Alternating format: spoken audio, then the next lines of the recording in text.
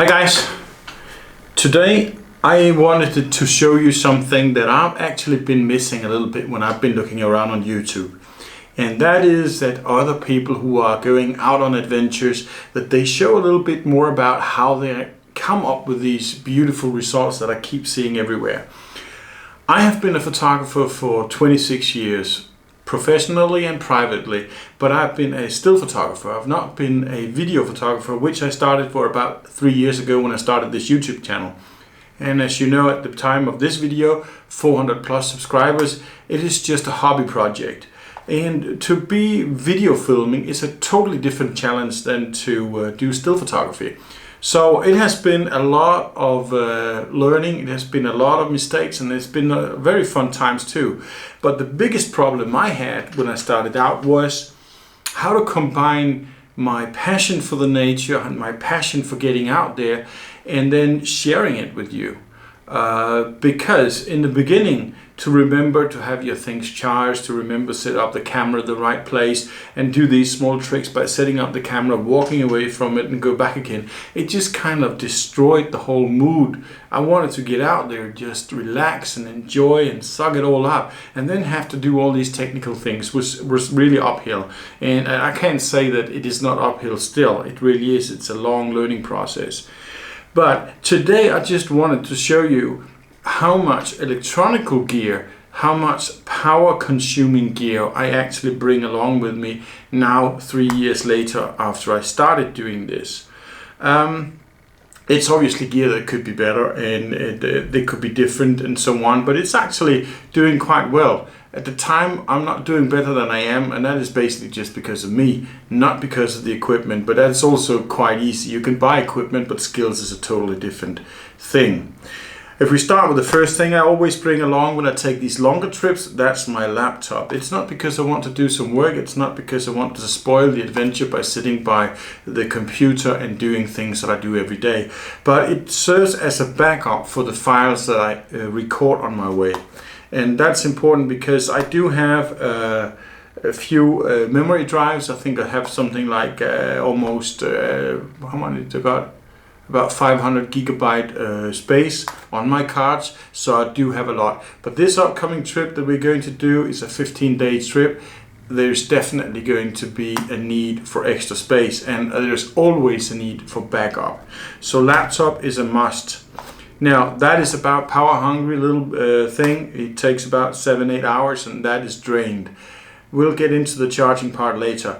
The camera gear I bring, I'll have my GoPro Hero 5 Session, which is my primary camera on the everyday filming, because it's very easy and it fits into my Kayak gimbal, which I have here. And it has got a larger battery than the 18650 battery in here. Just realized that the other day. Normally I just charge it directly, and that seems to be the way it's going to be in the future too. I thought it was an 18650 battery because that's the setup that I normally aim to have. But this one holds the battery for 8 hours, so that is a really nice gimbal. So together with my GoPro Hero 5, that is perfect. That gives some good and still and smooth pictures. My backup GoPro, which is this one here, is my Hero 5 Session. I only have this as a backup because though it is small and handy, well, a GoPro Hero 5 is really not that much bigger. Then this one has internal batteries and it lasts for about 1.5 hours, and it is not possible to charge it when it is mounted in its casing here. So it's a little bit cumbersome, so it's only something that I use as a backup. Or if I'm in camp where it doesn't matter too much. Batteries for that, I have 4 batteries plus the one in there, so that's a total of 5 batteries for the GoPro, and that is about 1.5 hour filming time per battery as far as I remember, or 2.5 hours. Now I'm getting a little bit of a doubt. Anyway, I got plenty of battery for a couple of days of filming before I need to recharge that one. In addition to those two, I have the camera that I use right now. That's the Sony a6300. And along with that, I got 3 extra batteries plus the one that's in the camera, so that's 4 batteries. That really solves the problem on everyday basis, because When I get to camp, I will be repowering things, and I'll do that through my 36,000 milliamp hour.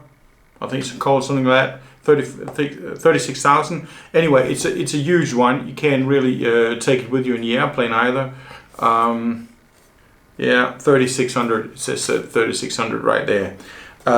So what I really like about this one here is it is a power through power bank, which basically means that I can charge this power bank at the same time so that I can pull power off the USB ports to charge everything else. And the second thing that really makes this a very valuable power bank for me is that it also can handle to power my MacBook. And a full charge on my power bank here will charge my MacBook 1.5 times. So that is very, very precious. Now the charging thing, I'll just take it in a minute. I'll just run through the other things here. In addition to my Kayak gimbal normal here, I got the variable Kayak gimbal, small little handy thing that I normally would be mounting in front of my kayak, so I have some steady shots from out there, and that is ready made for and really work well with a Hero Session.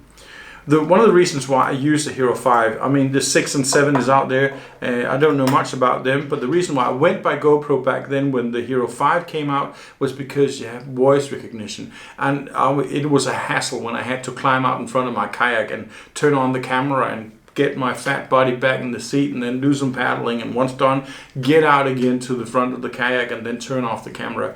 Now I can run the cameras just by voice recognition, and I really love that feature. I do have to be a little bit careful if it's a video where I'm supposed to be talking, because every now and then I might be using a word that the camera registers as a stop video kind of thing, and boom, I'm sitting there ranting and I have no video of it.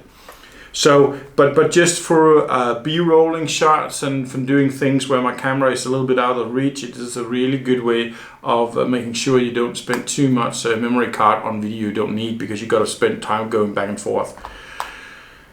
In addition to that, obviously I have my phone that I need, and that's just for emergency, basically, that I am sure that is always charged. Because I don't use it for navigation. My navigation option is my Garmin Fenix 3. I really like this one. I'm trying to make a review of it one day, how it works and how I'm using it. Because for trail running, I'm using this one a lot. The map, you can zoom around in it, you can find your locations, and the GPS is really accurate and good. So, and this one obviously drains relatively quickly if you're using it constantly. I'm planning on using it every time we go paddling, so that I, in a retrospect, can go back and see how much did we travel and how fast did we progress. That'll be fun data to have later on the map. Now, and then I have 3 different light solutions here. I have my new favorite one. I got another video of it. It's a bit of a long rant though, but it is a very advanced, sophisticated torch, this one here from Armitech, Wizard Pro.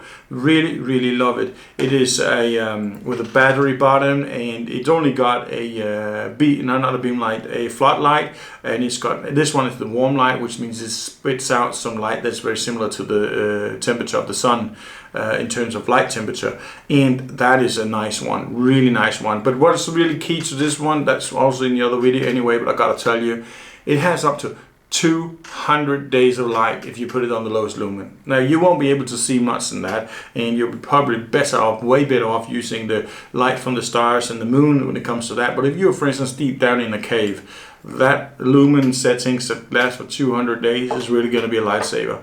But I also got my LED lenser, also got a review of that one. You go check that out if you want to. Really a nice head torch. And what's interesting is that those both runs on the power horses of 18650 batteries, which I like that they run on both the same, because it makes it so much simple for me to carry extra batteries, like I have in this little waterproof case here, 4 extra batteries. So if you put them in this one here, I've got like yeah, that's 4, that's 800. Well, I got for a couple of years of battery in this one here if I wanted it to. Then I also got this little baby here. I like it. I haven't made a review of it. It is a fluorescent caps here. You can extend the light or not. It runs on 3 AA batteries. It has got 3 settings. It's got a little clamp here so you can hang it up there in your tent or in your campsite, and it's got some very pleasant light, and I like that. I used to use my gas lamp, and I've got a review of that one as well. Brilliant, and it just spits out some really good light, but there was 2 problems with it. First off, it is running on my gas, and gas I like to use that for cooking, and the second is it gets really hot, and that means you can just wrap it up and take it away, and it's not that practical to be using inside a tent and stuff. So I like this one here, and then all I got to do is just have some rechargeable batteries. Now these are AA batteries, this checks AA batteries, but so does my voice recorder. I have a microphone from Rode mounted on my camera there, but it pulls the battery from the camera. This one here is a one single AA battery, and well, it's a different story, but that microphone I have from Rode is very good for ambient noise, while this one here is really good if I just do some talking as I'm doing right now. But we are in controlled environment, so I'm just using that one for the sake of it. In addition to that, I have got the power bank here. It's a small rugged power bank that I use just on the fly if I need to charge something quickly and I don't want to pull things out. But to keep these power banks used up, and to keep all the gears used up, and keep all the batteries on top of things while I'm out there, I use 2 different kind of solars. This is just a 21 watt solar with a USB port out, and it's also got a 12 volt out, and it has proven very effective. Solar panel is a bit of a mystery to you, and I find it a lot like a hit and miss kind of thing going on when you take them, because I've had quite a few solar panels in my time, and sometimes they're good and sometimes they're not. I don't even know which brand this one is from. It's called from Kayak or something like that. I don't know what it really says.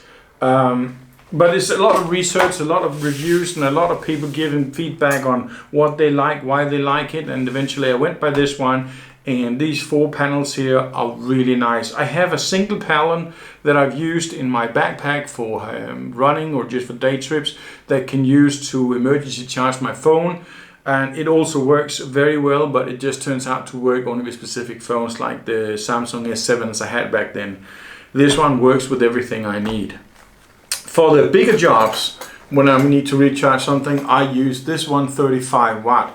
Now this one has a output between 12 and 18 volt, which requires a controller. I have that controller in a small box, and as you can see in another video, I explained that how to set it up. But basically I just run the cables through, this one lies on top in front of my kayak, and then I run the cables down and through the controller, and then I have this power bank permanently included in it, and in that watertight box I then have whatever equipment that I need on the fly to have recharged, because remember this one is a power through. So if I'm sitting there during the day and I ran out of battery on one of those, there's no reason for me to wait until I hit camp and where I got to do a lot of other things. I can sit in the kayak, just plug the batteries in and let them in that watertight box, and it will charge while I'm out on the lake or out on the river and doing all the other things. So this is my setup for filming. It is my setup in terms of what was going to use my power on my trip. There are many ways to do this.